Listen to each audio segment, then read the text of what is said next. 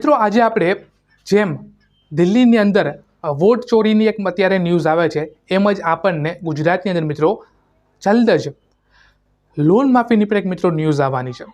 જેમ કે તમને ખબર જ છે કે અત્યારે 1 લાખથી પણ વધારે વોટ ચોરી થઈ છે, જેમાં અત્યારે તમે ન્યૂઝ સાંભળેલા જ હશે। પરંતુ અત્યારે ગુજરાતની અંદર મિત્રો લોન માફી નથી થતી।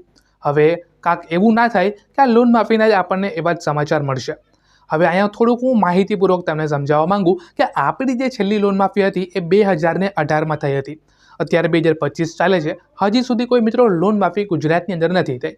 અને બીજા સ્ટેટની વાત કરીએ જેમ કે દિલ્હી, રાજસ્થાન, તામિલનાડુ, ઝારખંડ, મિત્રો આ આટલા બધા સ્ટેટ છે જેમાં હાલ જ મિત્રો 1 થી 2 લાખ રૂપિયાની લોન માફી થઈ ગયેલી છે। હવે કદાચ સરકાર જો વોટ ચોર કરી શકતી હોય તો આમાં પણ મિત્રો ગોલમાલ તો કરી જ શકે। હવે તમને ખબર હોય તો એક નાના અનાજ હોય, સરકાર જે અનાજ આપે છે એમાં પણ ગુજરાતની અંદર ચોરી થાય છે, તો આ તો મોટી મિત્રો લોન માફી છે ખેડૂતની, આમાં શું કરવાને ના થાય। હવે સરકાર છે ને ગુજરાતની હારે એક ખેલ રમે છે। આપણે એમ જોઈએ છે એક બાજુ આપણે ગુજરાતને રાખીએ, એક બાજુ આપણે બીજા બધા સ્ટેટને રાખીએ, જેમ કે દિલ્હી, રાજસ્થાન, ઝારખંડ, આ બધા સ્ટેટને આપણે રાખીએ। PM કિસાન યોજના આ તમને ખબર જ છે, જેમાં 2000 રૂપિયાનો આપને હપ્તો મળે છે, પરંતુ મહારાષ્ટ્ર અને દિલ્હીમાં આ હપ્તા 3000નો છે।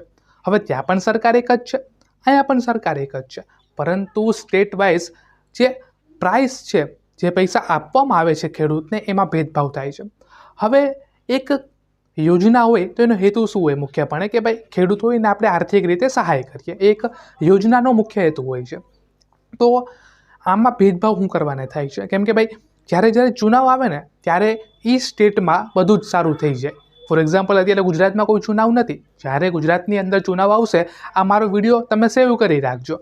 ગુજરાતની અંદર લોન માફીની વાતો થશે, અમુક ટકાએ લોન માફી થઈ પણ જશે, PM કિસાન યોજનાના ભાવ વધશે, નવી યોજનાઓ બહાર પડશે, ગરીબ લોકોને ફૂલ ધ્યાનમાં રાખવામાં આવશે, એના ઉપર વિડીયો બનાવવામાં આવશે કે અમે આ વસ્તુ કરેલી, અમે આ વસ્તુ કરેલી, અમે આ વસ્તુ કરેલી, અમે આ વસ્તુ કરેલી, ફૂલ રીતે ગુજરાતની પ્રોત્સાહન સહાય આપવામાં આવશે।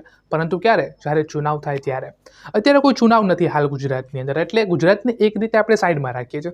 બીજા સ્ટેટમાં લોન માફી થાય છે, સરકાર જે છે એ ખેડૂતને સારા ભાવ આપે છે, એના પાકના ખાતરના ભાવ ઓછા રાખે છે જેથી ખેડૂત સારી રીતે કમાઈ શકે। પરંતુ ગુજરાતની અંદર એવું મિત્રો કાંઈ નથી થતું, લોન માફી પણ નથી થતી। હવે એક ખેડૂત હોય એ લોનમાં શું કરવાના, એના 2 કારણ છે। પહેલું કારણની વાત કરું તો કુદરતી આફત આવી જાય તો ખેડૂત લોનમાં વહી જાય, બીજું કે ખેડૂતને સાચા ભાવ જ નથી મળતા, મારું બધું જ સારું થાય તો પણ મને સરકાર ભાવ ના આપે તો શું કામનું? એક ખેડૂત હોય એને લોનની બહાર આવવું હોય તો એ શું કરી શકે?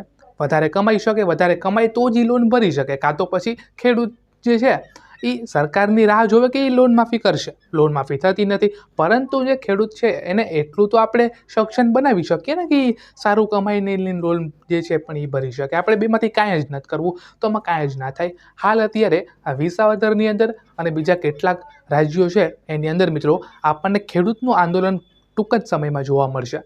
તો બસ આ ચેનલને મિત્રો તમે લાઈક કરજો અને સબસ્ક્રાઈબ કરજો જો તમે નવા હોય, અને આ ખેડૂતના લીધે અને ખેડૂતના ઉપર અમે જે આ ચેનલમાં નવા સમાચાર મૂકીએ છીએ એ જોવા હોય તમારે તો આ ચેનલને લાઈક કરજો અને સબસ્ક્રાઈબ કરજો। આભાર।